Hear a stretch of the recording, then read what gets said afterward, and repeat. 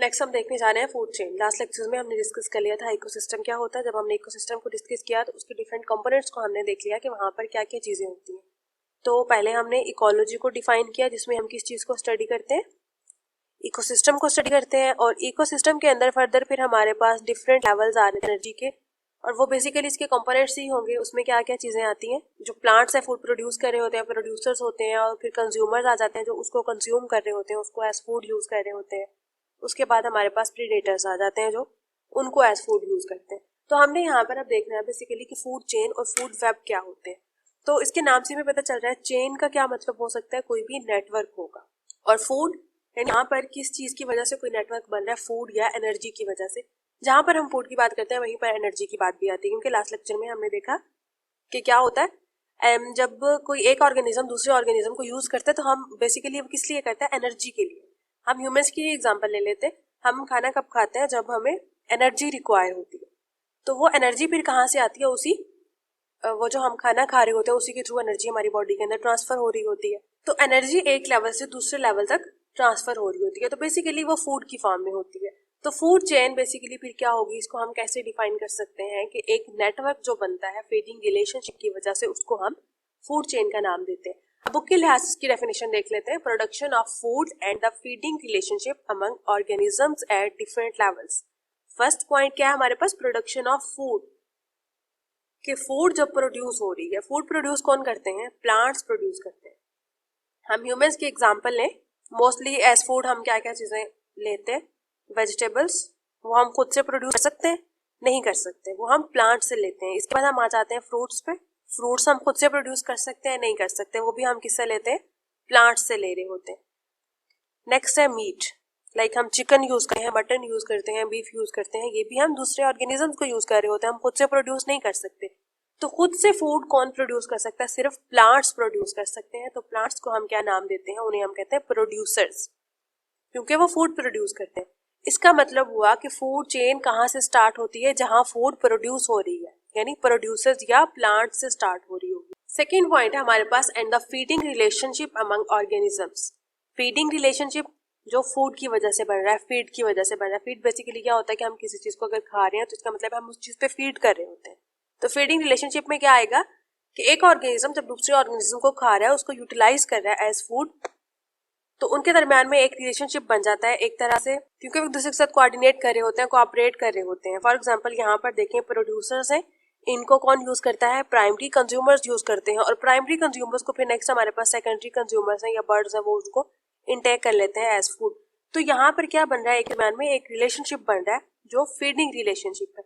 Basically इसमें क्या होता है, एनर्जी ट्रांसफर हो रही है यहाँ से प्लांट से कंज्यूमर्स तक, प्राइमरी कंज्यूमर तक। प्राइमरी कंज्यूमर को जब सेकेंडरी कंज्यूमर्स कंज्यूम करेंगे एज फूड, उसको यूज कर लेंगे, तो एनर्जी यहाँ पर ट्रांसफर हो जाएगी। तो ये सारा जो एक नेटवर्क बन रहा है हमारे पास, ये क्या है, उनका फीडिंग रिलेशनशिप बन जाता है एक तरह से।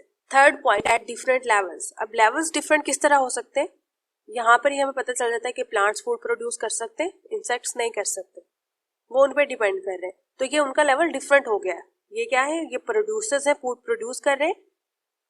इंसेक्ट्स क्या होंगे, कंज्यूमर्स होते हैं। बर्ड्स ये भी कंज्यूमर्स हैं, क्योंकि ये उन इंसेक्ट्स पे फीड कर रहे होते हैं। इसके बाद स्नेक्स है या टर्शरी कंज्यूमर हो सकते हैं, वो भी खुद से फूड प्रोड्यूस नहीं कर सकते, वो इन पे डिपेंड कर रहे होते हैं।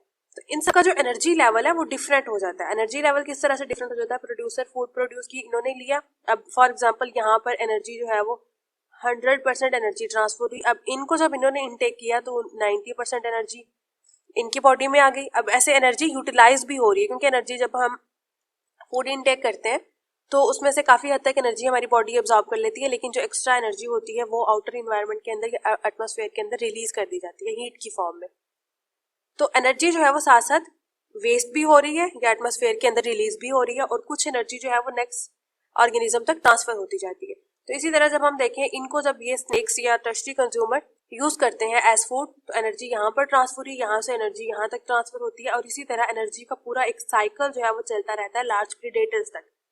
अब लार्ज प्रीडेटर्स के बाद हमारे पास आते हैं डीकम्पोजर्स। डीकम्पोजर्स का काम क्या होता है, डीकम्पोज करना किसी चीज को, ये भी हमने पहले डिस्कस किया था। तो यहाँ पर अब ये होता है, लार्ज प्रेडेटर की जब डेथ हो जाती है तो उनकी बॉडी के अंदर डिफरेंट ऑर्गेनिक मैटर्स होते हैं, प्रोटीन्स होती हैं, कार्बोहाइड्रेट्स होते हैं, डिफरेंट मिनरल्स होते हैं। तो ये डिकम्पोजर्स क्या करते हैं, उनकी ब्रेक डाउन कर देते हैं और उसको दोबारा से सॉइल के अंदर मिक्स कर देते हैं। और सॉइल के अंदर क्या होते हैं, जो प्लांट्स होते हैं वो सारे उसी जमीन के अंदर उग रहे होते हैं, वहीं पर ग्रो कर रहे होते हैं। तो यहाँ से दोबारा जो मिनरल्स होते हैं, ये जो एनर्जी होती है दोबारा से सॉइल के अंदर जब मिक्स हो जाती है, उसको कौन यूज कर लेता है, उसको प्लांट्स यूज करते हैं। यानी कुछ मिनरल्स ऐसे होते हैं जो हम प्लांट्स को आर्टिफिशियली प्रोवाइड करते हैं, जैसे हम फर्टिलाइजर्स यूज करते हैं, यानी खादें इस्तेमाल करते हैं प्लांट्स को ग्रो करवाने के लिए। और कुछ जगह पर प्लांट्स जो है वो खुद से ही अच्छी तरह ग्रो कर जाते हैं। वहां पर रीजन क्या होती है, वहां पर डिकम्पोजर्स ने ऑलरेडी जो ऑर्गेनिक मैटर होता है वहां पर प्रेजेंट होता है। डिकम्पोजिशन की वजह से हो सकता है, इवन प्लांट्स की जो जब डेथ हो जाती है तो उनकी भी डिकम्पोजिशन होती है, तो उनकी बॉडी के अंदर जो ऑर्गेनिक मैटर होता है वो भी दोबारा से सॉइल के अंदर मिक्स कर दिया जाता है। तो इस तरह से समझ आया कि प्लांट, ये सारे ऑर्गेनिज्म जो है एक तरह से एक दूसरे के ऊपर डिपेंड कर रहे होते हैं। ये जो पूरा नेटवर्क बन गया, पूरी एक चेन बन गई, इसको हम क्या नाम देते हैं, फूड चेन का नाम देते हैं।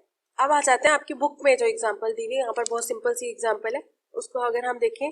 अब ये चीज तो हमें समझ आ गया कि कोई भी फूड चेन कहाँ से स्टार्ट होती है, प्लांट्स या प्रोड्यूसर्स से स्टार्ट होती है। तो ये फूड चेन भी यहीं से स्टार्ट होगी।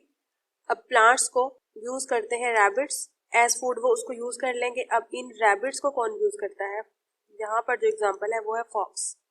फॉक्स इसको एज फूड यूज कर लेता है, और फॉक्स को जो हायर लेवल के प्रेडेटर होंगे, जैसे हमारे पास एग्जाम्पल है लायन की, वो उसको यूज कर लेता है। अब ये बहुत छोटी सी एक एग्जाम्पल है। अब ऐसा नहीं होता, जरूरी नहीं है रैबिट सिर्फ प्लांट्स पर ही फीड कर रहे हो, या फॉक्स जो है वो सिर्फ रैबिट्स को नहीं खा रहे होते। ये बहुत कॉम्प्लेक्स सिस्टम होता है, लेकिन यहाँ पर सिर्फ आपको समझाने के लिए कि इस तरह से जो एक चेन बनती है, इसको हम फूड चेन कहते हैं।